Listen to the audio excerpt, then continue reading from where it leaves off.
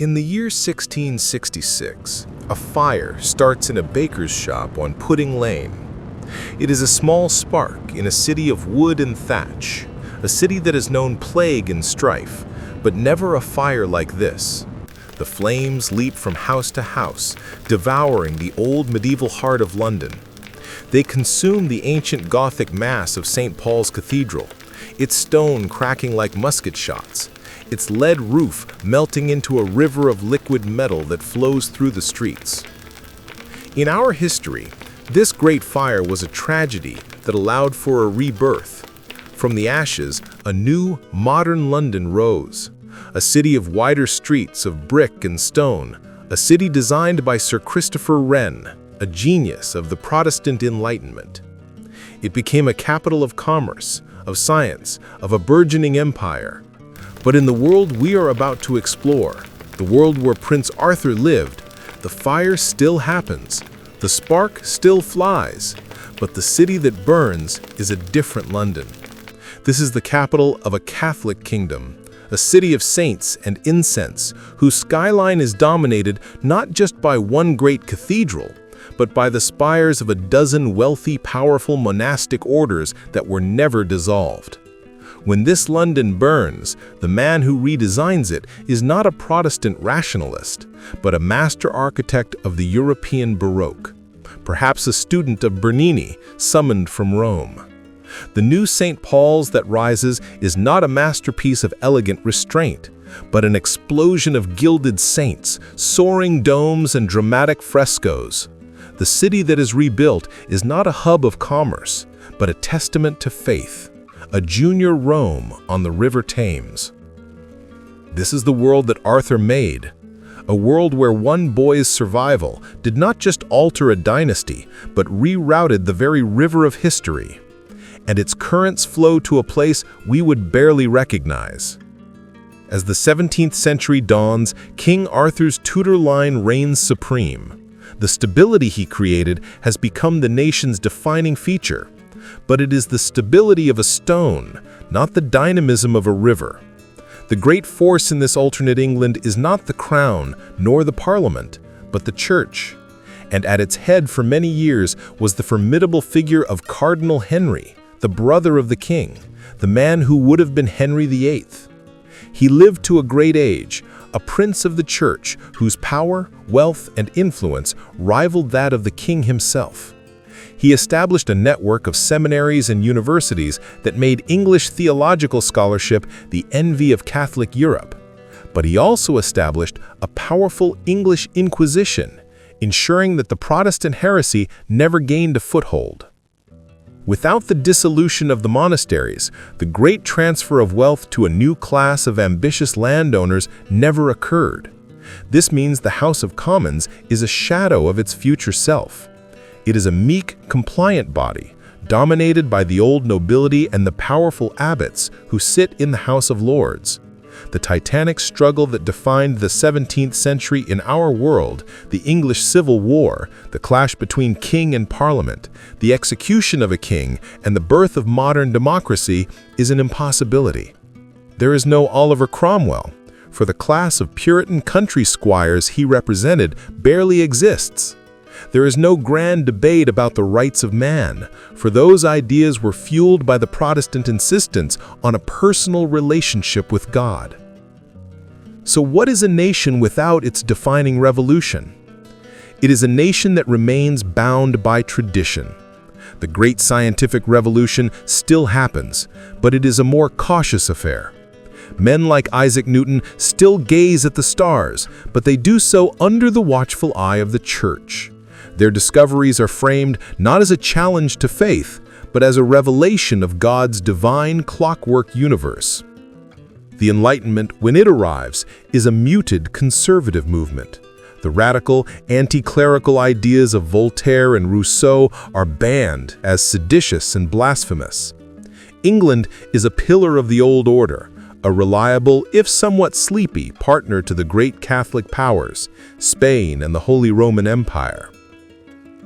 The 18th century brings the next great pivot point, the Industrial Revolution. In our world, it was born in Britain from a perfect storm of capital, innovation, and social mobility. But in Arthur's England, that storm never gathers. The vast land holdings of the church mean there is less incentive for agricultural innovation. The lack of a powerful middle class means there is less capital available for investment in risky new technologies like steam engines in factories. Industry does develop, but it is slow, cautious, and often controlled by monastic orders with centuries of experience in managing large estates and workforces. The dark, satanic mills still rise, but decades, perhaps a century later than in our world. Britain is not the workshop of the world. It is a follower, not a leader. And across the Atlantic, the consequences are even more profound. The eastern seaboard of North America is not dotted with names like New England, Virginia, and the Carolinas. These were the colonies of Protestant dissenters, merchants, and adventurers from a restless Protestant nation. In a Catholic England, allied with Spain, the great colonial project is a joint venture. The territory might be called Nueva Albion, a Catholic colony under the nominal control of the English crown, but its culture, its language, and its religion are overwhelmingly Spanish. There are no pilgrims seeking religious freedom. There is no Boston Tea Party. The American Revolution, a rebellion founded on Enlightenment principles of liberty and self-governance, is a ghost. The United States of America is never born. As the 19th century begins, the world is turned upside down by the French Revolution and the rise of Napoleon Bonaparte. This is a threat that Arthur's England understands. It is the logical conclusion of the heresies they had suppressed for centuries. The English army, though smaller and less technologically advanced than in our timeline, fights alongside its old allies, Spain and Austria, to restore the French monarchy. They are part of the great conservative coalition that defines the century. But there is no great British Empire. Without the industrial might, the financial power of the City of London, and the global navy forged in the wars against Catholic France and Spain, England does not rule the waves. It is a respectable European power, a kingdom with overseas colonies, but it is not the global hegemon. The Victorian era, with its blend of industrial power, imperial confidence, and Protestant morality, never happens. The 19th century is not a British century. It is likely a Spanish or a French one. And so we arrive at the dawn of the 20th century and the single greatest divergence. In 1914, the intricate system of European alliances collapses into the Great War.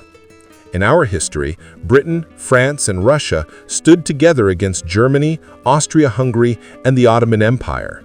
But the alliances of this world have been forged over 400 years of shared history and religion. The great enemy of this Catholic England has always been revolutionary secular France. Its great rival in the East is the Orthodox Christian Russian Empire. Its oldest and most trusted allies are the Catholic Habsburgs of Spain and Austria-Hungary. And the rising power of Germany, though Protestant, is a conservative monarchy that shares England's hatred for French republicanism. So when the guns of August begin to fire, England makes a choice that to us is unthinkable. It honors its long-standing alliances. It joins the Central Powers. The world holds its breath as English soldiers for the first time in centuries prepare to fight against the French. The Royal Navy, smaller but still formidable, blockades the French coast. The wealth of England flows into the war chests of Berlin and Vienna. The war is still a brutal, bloody stalemate, but the balance is shifted. And there is another crucial factor. North America is not a single English-speaking industrial powerhouse eager to aid its cultural cousins. It is a collection of Spanish-speaking Catholic nations, more akin to Mexico or Peru. They have no love for the English and no cultural connection. They see the war as a distant European squabble. They remain neutral. The 2 million American soldiers who tip the balance on the Western Front in our world never arrive. The result is a victory for the Central Powers. By 1919, the war is over. France is defeated and humbled. The Tsar of Russia has been overthrown, his empire collapsing into chaos. A new order is established in Europe, a Pax Germanica, dominated by a victorious German Empire and its powerful allies, the Austro-Hungarians and the English. The 20th century is a German century. The Treaty of Versailles is a ghost. There is no desperate, humiliated Germany from which a figure like Adolf Hitler can rise. There is no World War II as we knew it. There is no Holocaust. But there are other horrors. A victorious, expansionist German Empire, a crumbling and chaotic Russia, a defeated and vengeful France. This world is not a utopia. It would have its own conflicts, its own Cold War, perhaps between the German-led European bloc and whatever rises from the ashes of Russia. And what of our modern world? As we arrive in the 21st century, the planet is unrecognizable.